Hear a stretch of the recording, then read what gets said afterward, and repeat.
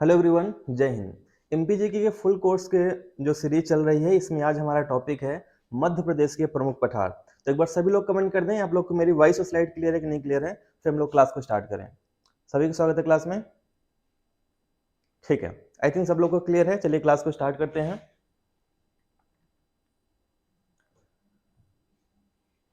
देखिए, मध्य प्रदेश का भौतिक विभाजन अगर हम बात करें तो सबसे पहले अगर हम जब छत्तीसगढ़ के विभाजन की बात करते हैं तो वर्ष 2000 के पहले का जो भौतिक विभाजन था ये एमपी 9 भागों में बटा हुआ था। पहले कितने थे इसमें? 9 भाग थे। लेकिन अभी वर्तमान में कितने भाग हैं इसमें? अभी वर्तमान में 7 भाग हैं। लेकिन एक पॉइंट और आपको ध्यान रखना है, फिजियोग्राफी ऑफ इंडिया जो आपका इंडिया भारत सरकार का है, इसके अकॉर्डिंग मध्य प्रदेश को 3 प्रक्षेत्रों में बांटा गया है, जिसमें से आपको ध्यान रखना है पहला जो पार्ट आता है ये मध्य उच्च प्रदेश आएगा, दूसरा जो पार्ट आता है ये सतपुड़ा श्रेणी आएगा, और तीसरा जो पार्ट आएगा ये पूर्वी पठार, या इसे हम बघेलखंड का पठार भी कह सकते हैं। ठीक है, एक बार सभी लोग कमेंट करें आप लोग को मेरी वॉइस वगैरह सब कुछ क्लियर है ना? Amazing knowledge official, good evening. ठीक है, सबको मेरी वॉइस क्लियर है ना? तो आई थिंक ये आपको समझ में आ गया होगा। तो अगर प्रक्षेत्र आपसे पूछे तो कितने प्रक्षेत्र हैं इसमें? 3। भौतिक विभाजन पूछे तो भौतिक विभाजन कितने हैं? 7। या क्षेत्र भी पूछे तो भौतिक क्षेत्र कितने हैं एमपी में? वर्तमान में 7 है। पहले कितने थे? पहले 9 थे। ठीक है, आई थिंक यहां तक आपको समझ में आ गया होगा। अब मध्य उच्च प्रदेश जो आपका आता है, इसके अंतर्गत प्रमुख रूप से 5 पठार आते हैं। ठीक है, तो इसमें कितने पठार आते हैं? 5 पठार आते हैं। 5 पठार में पहला जो सबसे बड़ा पठार आता है ये आता है मालवा का पठार। मालवा का पठार सबसे बड़ा पठार है इसमें। फिर आपका मध्य भारत का पठार आएगा, फिर बुंदेलखंड का पठार है, इसके बाद रीवा पन्ना का पठार आएगा, और रीवा पन्ना पठार के बाद आपका जाएगा नर्मदा घाटी। ठीक है, या नर्मदा सोन घाटी भी इसे हम कह सकते हैं। ये जो आएंगे मध्य उच्च प्रदेश के अंतर्गत आएंगे। पूरा मैं मैप से भी बताऊंगा आप लोगों को, साथ में थ्योरी भी पढ़ाऊंगा। एक बार क्लास को सभी लोग शेयर जरूर करें इसमें। ठीक है, सतपुड़ा श्रेणी के अंतर्गत इसमें पश्चिमी श्रेणी आती है, मध्य श्रेणी आती है, पूर्वी श्रेणी आती है। कल हमने पूरे पर्वत के बारे में अच्छे से पढ़ लिया है ना? पूरा मैंने आपको मैप से भी पढ़ाया था और मैंने आपको थ्योरी भी पढ़ाया था, है ना? तो उसी का ये विस्तार है, सतपुड़ा श्रेणी। और तीसरा जो पठार आता है ये पूर्वी पठार आता है, जिसे हम बघेलखंड का पठार कह सकते हैं इसको। ठीक है, तो टोटल कितने इसके भाग हो गए? 7 इसके भौतिक विभाजन हो गए। अब देखिए, इसी को हम लोग पूरा मैप से देखते हैं। तो देखिए, ये आपको मध्य प्रदेश का मैप दिख रहा है, जिसमें से आप देख पा रहे होंगे ये वाला जो हिस्सा है ये मालवा का पठार कहलाएगा, और ये सबसे बड़ा हिस्सा है मध्य प्रदेश का। सबसे बड़ा हिस्सा कौन सा है? मालवा का पठार, जो टोटल मध्य प्रदेश का कितने परसेंट है? 28% है पूरे मध्य प्रदेश का इसमें। ठीक है, टोटल क्षेत्रफल की बात करें तो कितना क्षेत्रफल है? 88,222 वर्ग किलोमीटर। अभी संक्षिप्त में देख रहे हैं, आगे डिटेल में अभी देखेंगे हम लोग इसमें। सर्वोच्च चोटी कौन सी है? सिगार की चोटी है। इसके बाद जो दूसरा सबसे बड़ा पठार आता है ये आता है नर्मदा सोन घाटी। फिर आपका सतपुड़ा मैकल श्रेणी आ जाएगा, है ना? मध्य भारत का पठार ये ऊपरी हिस्सा जो कहलाएगा मध्य भारत का पठार। फिर बुंदेलखंड के पठार के अंतर्गत कुछ क्षेत्र दतिया का आता है, फिर टीकमगढ़, निवाड़ी, छतरपुर, सागर, ये सभी क्षेत्र आएंगे किसमें आएंगे? बुंदेलखंड के पठार में। ये वाला हिस्सा बुंदेलखंड पठार कहलाएगा। फिर यहाँ जो हिस्सा कहलाता है ये वाला हिस्सा, आगे हम लोग फिर से देखेंगे इसका, लेकिन अभी थोड़ा सा पहले हम लोग देख लेते हैं। ये हिस्सा कहलाएगा रीवा पन्ना का पठार। कौन सा कहलाएगा आपका? ये रीवा पन्ना का पठार कहलाएगा। और फिर इसी के नीचे जो आता है हमारा ये बघेलखंड का पठार आ जाएगा। ठीक है, जिसके अंतर्गत आपका सतना, शहडोल, अनूपपुर, सीधी, सिंगरौली, ये सब किस में आएंगे? बघेलखंड के पठार में आ जाएंगे। ठीक है, नीचे वाला का जो हिस्सा है ये वाला, ये क्या कहलाएगा आपका? सतपुड़ा श्रेणी, है ना? ये क्या हिस्सा कहलाएगा आपका? सतपुड़ा श्रेणी कहलाएगा। और इसके ऊपर वाला हिस्सा क्या कहलाएगा? नर्मदा सोन घाटी। ठीक है, पहले ये कमेंट करें ये आपको पठार वाला हिस्सा समझ में आया कि नहीं आया? अगर ये आपको समझ में आ गया होगा तो फिर आगे की पूरी कहानी आपको समझ में आ जाएगी। अगर यहाँ पे डाउट हो तो बताइए आप लोग, फटाफट जल्दी से कमेंट करें। यहां तक किसी कोई डाउट है क्या? देखिए, इसमें लिखा भी हुआ है जो मैंने आपको बताया, फिजियोग्राफी मैप ऑफ इंडिया के अकॉर्डिंग मध्य प्रदेश को कितने भागों में बांटा गया है, कितने भौगोलिक क्षेत्रों में? तो ये 3 भौगोलिक प्रक्षेत्रों में बांटा गया है, मध्य उच्च प्रदेश, सतपुड़ा मैकल श्रेणी और पूर्वी पठार। ठीक है, कमेंट करें जल्दी से। यहां तक सबको क्लियर है? नेक्स्ट पॉइंट पे आते हैं। तो देखिए आज हम जो क्लास ले रहे हैं इसमें केवल 3 पठार हम पढ़ेंगे, जिससे आप लोगों को कंफ्यूजन भी ना हो और अच्छे तरीके से याद हो जाए। तो केवल 3 पठार आज हम लोग देखेंगे और अगले जो कल की क्लास लगेगी उसमें हम लोग पूरा कंप्लीट इसको कर लेंगे, ठीक है।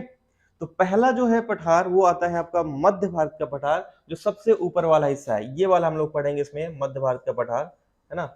ये पूरा हिस्सा जो आता है किसमें आएगा, आपका मध्य भारत का पठार आएगा। और इसके अंतर्गत अगर हम बात करें तो उत्तर पश्चिम में आता है। अक्षांशी विस्तार कितना है, तो अक्षांशी विस्तार आपको ध्यान रखना है 24 डिग्री से लेके 26 डिग्री उत्तरी अक्षांश तक ये अक्षांशी विस्तार है। अब जो लोग ये भी नहीं जान रहे हैं, जो पहली बार क्लास अटेंड किए हैं, तो ये सारी चीजें मैं आपको पहले और दूसरे क्लास में पढ़ा चुका हूं, तो शुरू वाली क्लास जरूर देखें, क्योंकि बीच में अगर देखेंगे तो थोड़ा सा आपको पुरानी वाली क्लासेस को एक बार रिवाइज करना पड़ेगा, ठीक है। देशांतरी विस्तार अगर देखें तो 74 डिग्री से लेके 79 डिग्री पूर्वी देशांतर तक जो है इसका विस्तार है। हालांकि ये कभी पूछा नहीं जाता एग्जाम में, है ना, ये केवल नॉर्मल जानकारी के लिए है। आगे हम बात करें तो इसकी औसत ऊंचाई कितनी है, तो 300 से 500 मीटर है। क्षेत्रफल जरूर पूछा जाता है, तो क्षेत्रफल आपको परसेंटेज याद रखना है, बाकी ये भी अगर नहीं याद रखोगे तब भी कोई दिक्कत नहीं है, लेकिन ये आपको जरूर याद रखना है कि टोटल कितने परसेंट आता है ये, तो ये आता है आपका 10%। कितना आएगा आपका, 10.68% आता है इसमें, ये आपको ध्यान रखना है, ठीक है। इसके अंतर्गत और अगर क्या क्या चीजें इंपॉर्टेंट है तो ध्यान रखिएगा। यह पठार का जो निर्माण होता है आपका विंध्यन शैल समूह के अपरदन से होता है और नदियों के निक्षेप, ये नदियों में जो आपका चट्टान आते हैं, मिट्टी आती है, बालू आते हैं, उनसे इनकी मिट्टी का क्या होता है, निर्माण होता है, ठीक है। इसमें जिले कौन कौन से आ जाएंगे, तो आप देखिए यहाँ पे ऊपर कौन सा जिला आएगा, नीमच आएगा। यहाँ पे कौन सा जिला है, नीमच आ जाएगा। फिर इधर आप देखोगे तो श्योपुर आएगा, भिंड, मुरैना आ जाएगा, इसमें आपका ग्वालियर वाला क्षेत्र यहीं पे आ जाएगा। इधर आपका शिवपुरी का क्षेत्र आ जाएगा, है ना। ये सब किसके अंतर्गत आ जाएंगे, आपके मध्य भारत के पठार के अंतर्गत आएंगे। Good evening Balkrishna. कहीं पे अगर डाउट होगा कमेंट जरूर करिएगा, या स्पीड ज्यादा होगी तब भी कमेंट कर दीजिएगा, तो मैं स्पीड भी स्लो कर दूंगा अगर आपको स्पीड ज्यादा लग रही होगी तो, ठीक है। अब देखिए यहाँ पे जलवायु कैसी पाई जाती है, क्योंकि ये उत्तरी इलाका है, ऊपर का इलाका है यहाँ पे, तो ऊपर के इलाके अगर हम देखेंगे तो यहाँ पे गर्मी में अधिक गर्मी पड़ती है और ठंड में अधिक ठंड पड़ती है, ठीक है। यानी एक तरह से हम कह सकते हैं महाद्वीपीय जलवायु यहाँ पे पाई जाती है। ग्रीष्म ऋतु में अत्यधिक गर्म और शीत ऋतु में अत्यधिक ठंड पाई जाती है यहाँ पे, ठीक है। तो ये आपको ध्यान रखना है, यानी विषम जलवायु पाई जाती है यहाँ पे, ठीक है। चलिए अब देखिए मध्य भारत का पठार में कौन कौन सी चट्टानें पाई जाती हैं, तो ध्यान रखना। कडप्पा क्रम की चट्टानें पाई जाती हैं, विंध्यन क्रम की चट्टानें पाई जाती हैं और दक्कन ट्रैप की से निर्मित चट्टानें पाई जाती हैं मध्य भारत के पठार में, तो यह भी आपको ध्यान रखना है। मैं आपको हर एक ऐसी जानकारी दे रहा हूं जो किसी भी एक किताब में आप कभी नहीं पाओगे, है ना। ये मैं कम से कम 3 से 4 किताबों में प्लस नेट का जितनी भी मुझे जानकारी रहती है वो सभी आपको इस स्लाइड में दिखाई देगी, और टू द सिलेबस रहता है पूरा, ठीक है। चलिए आगे बढ़ते हैं इस पे, नेक्स्ट पॉइंट पे आते हैं। तो अगर यहाँ पे वार्षिक वर्षा का देखें तो क्योंकि ऊपर वाला जो क्षेत्र है तो ये क्षेत्र ऐसा है जहाँ पे वर्षा बहुत कम पाई जाती है। आप सबको पता होगा कि सबसे कम वर्षा वाला क्षेत्र कौन सा है मध्य प्रदेश का, तो सबसे कम वर्षा वाला जो क्षेत्र आता है ये गोहद आता है, जो भिंड जिले के अंतर्गत आता है, जहाँ पे कितने सेंटीमीटर वर्षा होती है, मात्र 55 सेंटीमीटर वर्षा होती है ना। तो ये इसी पठार के अंतर्गत आता है, यहाँ पे वर्षा बहुत ही कम मात्रा में होती है, ठीक है। यानी लगभग वर्षा कितनी होती है, तो 50 से 75 सेंटीमीटर यहाँ पे वर्षा होती है, ठीक। यानी अल्प वर्षा वाला क्षेत्र है। और देखेंगे जहां भी वर्षा कम होगी या जो रेगिस्तान वाला इलाका रहेगा तो वहां पे कटीले वन ज्यादा पाए जाएंगे, शुष्क वन ज्यादा पाए जाएंगे, यानी पर्णपाती वन ज्यादा पाए जाएंगे। तो यहाँ पे भी क्या होगा, शुष्क वन पाए जाते हैं, कटीले और पर्णपाती वन पाए जाते हैं, जैसे खैर, बबूल, पलास, है ना। तो इस तरीके के जो वृक्ष हैं कहाँ पाए जाएंगे, पूरे मध्य भारत के पठार में पाए जाएंगे। अब यहाँ पे वर्षा मानते हैं बहुत कम होती है यहाँ पे, लेकिन अगर देखेंगे तो लेकिन नदियां यहाँ से बहुत गुजरती हैं। जैसे आप देखेंगे काली सिंध नदी इधर से गुजरती है, ऊपर देखेंगे तो चंबल नदी यहाँ से गुजरती है, फिर शिवपुरी से देखेंगे तो कुनो नदी यहाँ से गुजरती है। तो नदियां बहुत ज्यादा यहाँ से गुजरती हैं और नदियों को गुजरने के कारण वहां पे क्या होता है, निक्षेप जमा करती हैं, और जिससे क्या होता है यहाँ पे कौन सी मिट्टी का निर्माण होता है, यहाँ पे जलोढ़ मिट्टी का। कौन सी मिट्टी का निर्माण होगा, जलोढ़ मिट्टी का। क्योंकि जहां भी नदियां जाएंगी, ठीक है, जहां पे नदियों का प्रवाह ज्यादा होगा वहां पे कौन सी मिट्टी पाई जाएगी, जलोढ़ मिट्टी ज्यादा पाई जाएगी, ठीक है तृप्ति, गुड इवनिंग। तो उम्मीद करता हूं यहां तक आपको समझ में आ गया होगा, स्पीड ज्यादा तो नहीं है आप लोग को, ठीक है। चलिए अब देखिए यहां पे अगर फसल की बात करेंगे तो फसल के बारे में भी आपको पता होगा कि सरसों की हांडी किसे कहा जाता है। सरसों की हांडी किसे कहते हैं? सरसों की हांडी कहा जाता है मुरैना को, ठीक है।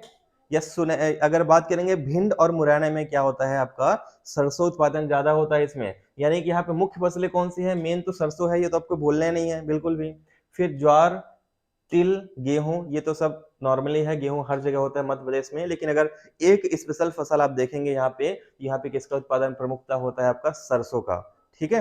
ये आपको ध्यान रखना है, इतना ही आपको पढ़ना है मध्य भारत के पठार में, इसके अलावा कुछ भी नहीं है। एक दो पॉइंट और होगा वो भी देख लेंगे, बाकी लगभग मैंने पूरा बता दिया है आपको, इसका केवल ऑब्जेक्टिव लगाना है आप, ठीक है। नेक्स्ट, अब हाँ नदियों के बारे में मैंने आपको बता दिया था, एक बार फिर से रिवीजन कर लेते हैं यहाँ का।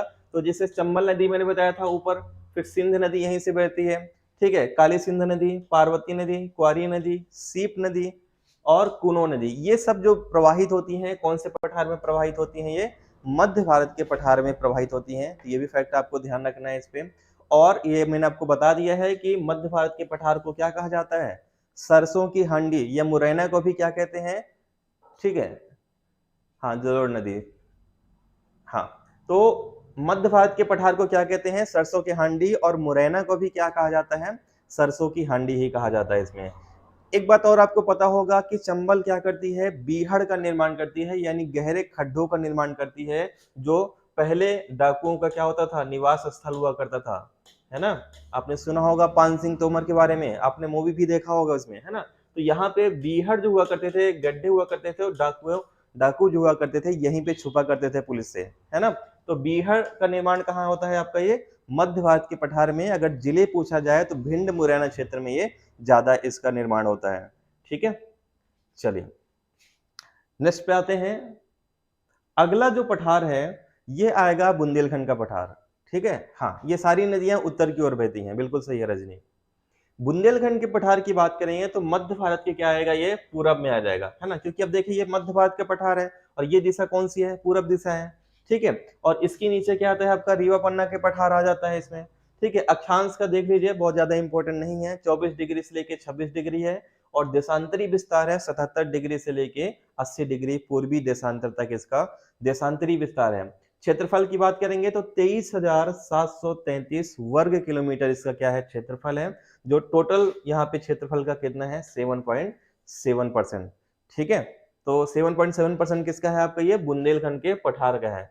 अगर बात की जाए सबसे छोटा पठार इनमें से कौन सा है, तो आपको ध्यान रखना है सबसे छोटा पठार आ जाएगा बघेलखंड का पठार, बुंदेलखंड नहीं।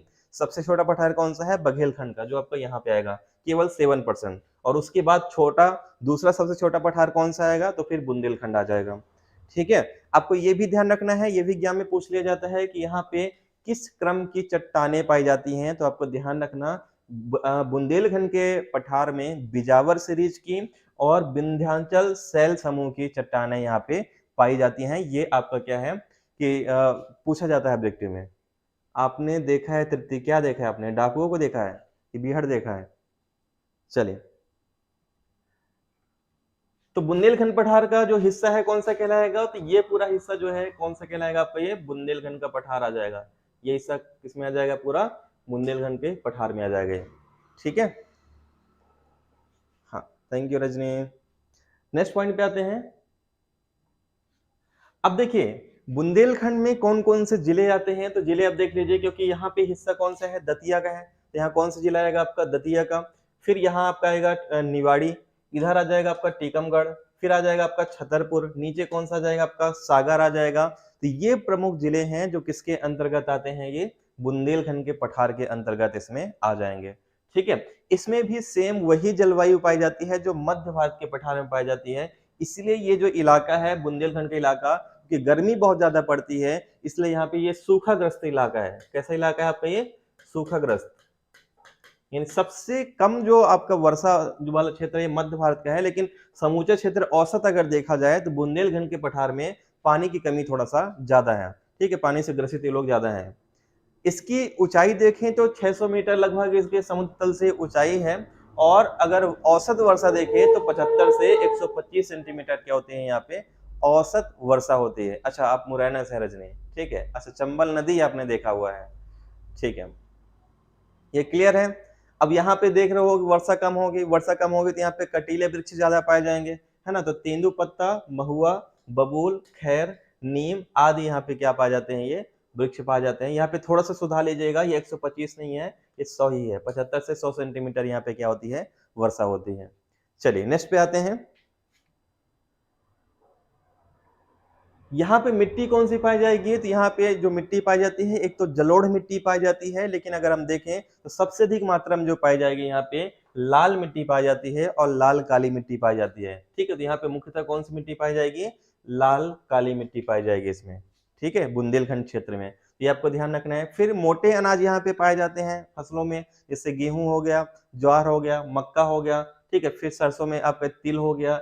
इन सब का जो उत्पादन होता है कहाँ पे होता है, बुंदेलखंड में होता है। इसके अलावा यहाँ पे हम सबको पता है सबसे अधिक जो उत्पादन होता है किसका होता है, तेंदुपत्ता का। पूरे मध्य प्रदेश का लगभग 60% तेंदुपत्ता का जो उत्पादन होता है कहाँ पे होगा, आपका बुंदेलखंड के पठार में होगा। और पूरे भारत का 60% से अधिक जो तेंदुपत्ता का उत्पादन होगा वो मध्य प्रदेश में होता है, ठीक है। ये आपको ध्यान रखना है। यहाँ से जो प्रमुख नदियां जाती हैं, ये कौन सी नदी जाएंगी इधर, जैसे आप जानते हैं बेतवा नदी यहाँ से जाएगी, सिंध नदी जाती है यहाँ पे, है ना। फिर धसान नदी जाएगी, उर्मिल नदी जो छतरपुर में बहती है, जिस नदी के तट पे आपका चरण पादुका नरसंहार हुआ था, है ना। फिर जामनी नदी, जिसे आपका उत्तर प्रदेश की जीवन रेखा कहा जाता है ना। उत्तर प्रदेश की जीवन रेखा किसे कहते हैं, जामनी नदी को कहते हैं यहाँ पे। तो ये सभी नदियां जो प्रवाहित होती हैं, कहाँ प्रवाहित होती हैं, बुंदेलखंड के पठार में प्रवाहित होती हैं। फिर प्रमुख खनिज अगर देखें तो यहाँ पे हीरा तो हम सबको पता है ना। पन्ना में जो है हीरा पाया जाता है, छतरपुर में भी कुछ हिस्से में पाया जाता है। तो ये जो क्षेत्र आएगा किसमें आएगा, बुंदेलखंड में आ जाएगा। और चूना पत्थर का भी यहाँ पे उत्पादन होता है खनिजों में, ठीक है। हाँ, चलिए तो कमेंट करके बताएं यहां तक सबको क्लियर है क्या, फिर आगे बढ़े हम लोग इसमें। जल्दी से बताएं बुंदेलखंड पठार आपको समझ में आया कि नहीं आया, स्पीड और धीरे करूं क्या मैं। चलिए, बुंदेलखंड पठार की बात करें तो कल मैंने आपको बताया था कि बुंदेलखंड पठार की सबसे ऊंची चोटी कौन सी है। तो बुंदेलखंड पठार की सबसे ऊंची चोटी जो है सिद्ध बाबा की चोटी आएगी, और ये 1172 मीटर है, ठीक है। और ये कहाँ पे आता है, तो भांडेर श्रेणी के अंतर्गत आता है, जो जिला कौन सा कहलाएगा, तो दतिया जिले के अंतर्गत आता है। ये मैंने आपको कल बता दिया था इसमें, ठीक है।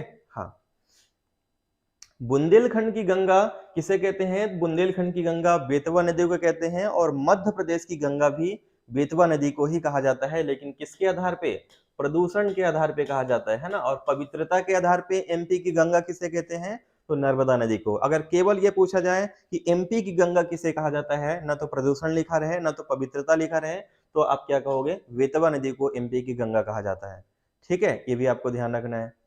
फिर एमपी का सर्वाधिक सूखा प्रभावित क्षेत्र कौन सा है, बुंदेलखंड का पठार, ये मैं आपको पहले ही बता चुका हूं इसमें, ठीक है।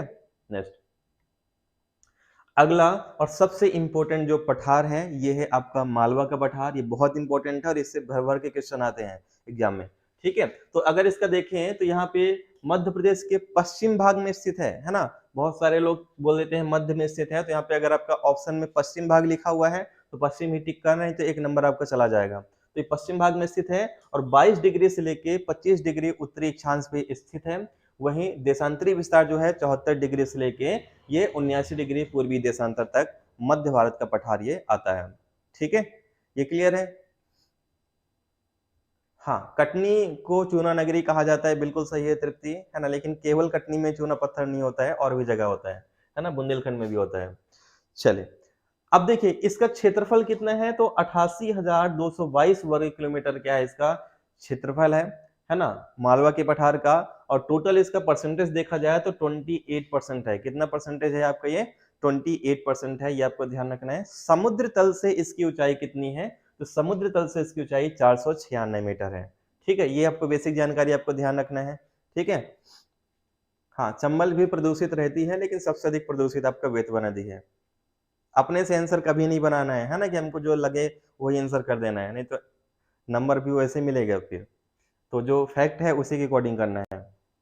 अब देखिए ये क्वेश्चन भी बहुत बार एग्जाम में पूछा जाता है कि मालवा का पठार किससे निर्मित है, तो आपको ध्यान रखना है ये मालवा का पठार है और इसके नीचे जो राज्य अगर आता है तो महाराष्ट्र राज्य आता है और ये दोनों का जो होता है दक्कन का पठार अगर आपने सुना होगा तो यहाँ पे दक्कन ट्रैप की लावा और बेसाल्ट चट्टानों के टूटने से ही क्या होता है मालवा का पठार का निर्माण हुआ है। और क्योंकि लावा और बेसाल्ट चट्टान से हुआ है इसलिए यहाँ पे जो मिट्टी पाई जाएगी, यहाँ पे कौन सी मिट्टी पाई जाएगी, मुख्यतः यहाँ पे मिट्टी पाई जाती है काली मिट्टी। मालवा के पठार में सबसे अधिक कौन सी मिट्टी पाई जाती है, तो सबसे अधिक जो मिट्टी पाई जाती है ये काली मिट्टी पाई जाती है इसमें। ठीक है, ये क्लियर हुआ। चलिए नेक्स्ट पॉइंट पे आते हैं।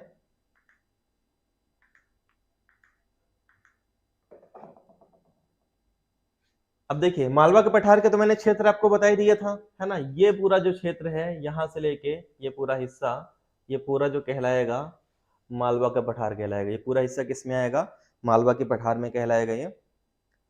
और इसका डिटेल देखते हैं तो इसके अंतर्गत कौन कौन से जिले आते हैं, तो जिले आप खुद ही सबको पता है, जैसे इंदौर हो गया, धार हो गया, अलीराजपुर, धार, झाबुआ, ठीक है। इसके अलावा उज्जैन, देवास, भोपाल, रायसेन, राजगढ़, ठीक है, विदिशा, ये सभी जो जिले आते हैं ये किसके अंतर्गत आ जाएंगे, पूरे ये जिले आ जाएंगे मालवा के पठार के अंतर्गत आ जाएंगे इसमें। ठीक है, तो ये आपको जिले रटे होंगे ऑलरेडी। फिर यहाँ पे सबसे इंपॉर्टेंट है कि यहाँ पे जलवायु, क्योंकि मालवा की जलवायु जो है पूरे विश्व की सर्वश्रेष्ठ जलवायु कही जाती है। और ऐसा किसने कहा आप कमेंट करके बताओगे अभी। ठीक है, तो फिलहाल अभी हम देखेंगे कि यहाँ पे कौन सी जलवायु पाई जाती है, तो समशीतोष्ण जलवायु पाई जाती है। समशीतोष्ण का मतलब है ना तो ज्यादा गर्मी पड़ती है और ना ही ज्यादा वहां पे ठंड पड़ती है, यानी बराबर जलवायु पाई जाती है, ना बहुत अधिक गर्मी और ना ही बहुत अधिक ठंडी और ना ही बहुत अधिक बरसात भी बहुत ज्यादा नहीं होती है। ठीक है, हालांकि इस वर्ष जो है ज्यादा बरसात हुई है एमपी में, खासकर इंदौर में, लेकिन नॉर्मली अगर औसत देखा जाए तो यहाँ पे सम जलवायु ही पाई जाती है। इस क्षेत्र में जो वर्षा होती है 75 से 100 सेंटीमीटर यहाँ पे वर्षा होती है। ठीक है, और शुष्क पर्णपाती वन भी यहाँ पे पाए जाते हैं, बबूल, पलाश, तेंदुपत्ता, ठीक है, ये पाए जाते हैं यहाँ पे। इसके अलावा अगर बात करें तो यहाँ मिट्टी कौन सी पाई जाती है, तो मिट्टी मैंने बताया काली मिट्टी यहाँ पे पाई जाती है। फसल में सबसे अधिक सोयाबीन का उत्पादन होता है ना। मध्य प्रदेश में सबसे अधिक सोयाबीन का उत्पादन होता है और एमपी में सबसे अधिक सोयाबीन का उत्पादन कहाँ पे होगा, मालवा के पठार में होता है। ठीक है, इसके अलावा कपास, है ना, कपास का उत्पादन होता है, गेहूं, क्योंकि गेहूं की हंडी या गेहूं का डलिया जो कहा जाता है, गेहूं की डलिया कौन से पठार को कहते हैं, ये कहा जाता है मालवा के पठार को कहा जाता है। ठीक है, तो ये आपको पता है। ज्वार, मूंगफली का भी उत्पादन होता है। और प्रमुख नदी जो निकलती है यहाँ से, चंबल नदी, छिप्रा नदी, पार्वती नदी, गंभीर, खान, माही, नेवज, सोनार, तंदोनी, वारना, ये सभी नदियां जो प्रवाहित होती हैं कौन से पठार से जाती हैं, मालवा के पठार से जाती हैं। ठीक है, हाँ बिल्कुल सही है, आप लोग बिल्कुल सही आंसर कहे हैं। लविका ने आंसर किया है चीनी यात्री फाहियान, बिल्कुल सही है। फाहियान ने ही मालवा की जलवायु को विश्व की सर्वश्रेष्ठ जलवायु कहा है ना, जो चीनी यात्री था। चलिए नेक्स्ट पॉइंट पे आते हैं। अब देखिए इसके बारे में क्या क्या इंपॉर्टेंट है। ये मध्य प्रदेश का सबसे बड़ा प्राकृतिक क्षेत्र है, वो तो हम पहले ही देख लिए हैं, ये भी मैं आपको बता दिया हूँ। इसको बास्केट ऑफ वेट यानी कि गेहूं की डलिया कहा जाता है मालवा के पठार को, है ना। और कर्क रेखा मालवा के मध्य से गुजरती है ना। सबको पता है कि यहाँ से कर्क रेखा गुजरती है, जो मध्य प्रदेश के कितने जिलों से होकर गुजरती है, तो 14 जिलों से होकर गुजरती है। ये भी कौन कौन से जिले हैं मैं आपको पहले ही पूरा बता दिया हूँ, पहली और दूसरी क्लास आप जरूर देखिएगा, इसमें हर एक चीज पूरा मैप से मैं बताया हुआ हूँ। तो क्लास जो मिस भी कर दिए हैं, जो आज पहली बार क्लास ले रहे हैं, तो ज्यादा क्लास नहीं हुए, 2-3 क्लास पहले हो चुकी है। कंप्लीट एमपीजी की मैं पढ़ा रहा हूँ आप लोगों को विद डिटेल में, अच्छे तरीके से ऑब्जेक्टिव भी करवाऊंगा, तो पुरानी क्लासेस देखते चलिएगा आप लोग इसमें। ठीक है, फिर मालवा के पठार की सबसे ऊंची चोटी कौन सी है, तो मालवा के पठार के अंतर्गत यहाँ पे सबसे ऊंची चोटी आती है जिसका नाम है सिगार की चोटी। कौन सी चोटी है, सिगार की चोटी, जिसकी ऊंचाई भी आपको ध्यान रखना है 881 मीटर। कितनी ऊंचाई है, 881 मीटर। फिर इसी के अंतर्गत आपका जो चोटी आती है और कौन सा जाएगी, जानापाव। जानापाव यहाँ पे लिखा है 854 मीटर। और इसी के अंतर्गत आता है आपका धजारी चोटी जो 810 मीटर है। ये सभी आपका जो आता है ये इंदौर के अंतर्गत ही आएगा। कहाँ पे आएगा, इंदौर जिले में ही आता है, महू के पास में। ठीक है, तो ये आपको सारे फैक्ट अच्छे तरीके से ध्यान रखना है। जिला पूछा जाए तो ये तीनों जो चोटियां हैं कौन से जिले में आ जाएंगी, इंदौर जिले में। हाँ बिल्कुल सही है, वेरी गुड। नेक्स्ट, अब देखिए ये लिखा हुआ है यहाँ पे है ना, कि चीनी यात्री फाहियान ने मालवा की जलवायु को विश्व की सबसे सर्वश्रेष्ठ जलवायु कहा है। ठीक है, तो यहाँ पे विश्व की सर्वश्रेष्ठ जलवायु कौन सी है? मालवा की जलवायु। मैं आपको पहले ही पढ़ा दिया हूँ इसमें। आपको लिंक टाइम पे नहीं मिलती है, आपको नहीं, सबको उसी टाइम पे मिलता है रजनी, 9:30 ही मैं ग्रुप में सेंड करता हूँ, है ना। तो आप लोग को चैनल का नाम सबको पता है, आदर्श IAS एकेडमी। तो अगर आप लोग को कभी लेट लिंक मिले तो 9:30 आप लोग क्लास में आदर्श IAS एकेडमी सर्च करके आ जाया करें। 2-3 मिनट लेट होता है, थोड़ा सा वेट भी कर लिया करें इसमें, ठीक है। चलिए, फिर मालवा के पठार के मध्य से कर्क रेखा गुजरती है, मैं आपको बता दिया हूँ इसमें, ठीक है। तो इतना इंपॉर्टेंट था मालवा के पठार के बारे में। तो 3 आज पठार हम लोग पढ़े हैं। एक है आपका मालवा का पठार, दूसरा है मध्य भारत का पठार, और तीसरा जो है आपका बुंदेलखंड का पठार। एक बार इसको और रिवीजन करिएगा, क्योंकि एक बार में नहीं बनेगा आपसे, एक बार में समझ में नहीं आएगा। तो एक बार इसको बाद में या फिर रिवीजन कर लीजिएगा। इसका स्लाइड और PPT PDF जो भी है मैं आपको कल सुबह तक सेंड कर दूंगा। कल वाला भी सेंड कर दूंगा और आज वाला भी सेंड कर दूंगा।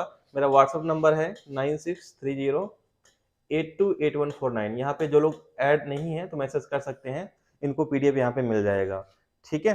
तो आज के लिए बस इतने रखते हैं। कल बाकी जो आपका 4 पठार रह गए हैं, तो कल 4 पठार रहेगा, कंप्लीट करा दूंगा। तो कल ये पठार कंप्लीट हो जाएगा, और इसी तरीके से डेली एक एक चैप्टर हम लेंगे। और प्रीलिम्स के पहले पहले आपका MPG के अच्छे से आपका थ्योरी भी हो जाएगा और ऑब्जेक्टिव भी हो जाएगा इसमें, ठीक है। उम्मीद करता हूँ क्लास आपको पसंद आई होगी। अगर क्लास पसंद आई है, इसको शेयर जरूर करिएगा आप लोग, और अगर अभी तक सब्सक्राइब नहीं किया है तो सब्सक्राइब जरूर करिएगा आप लोग, ठीक है। चलिए, धन्यवाद।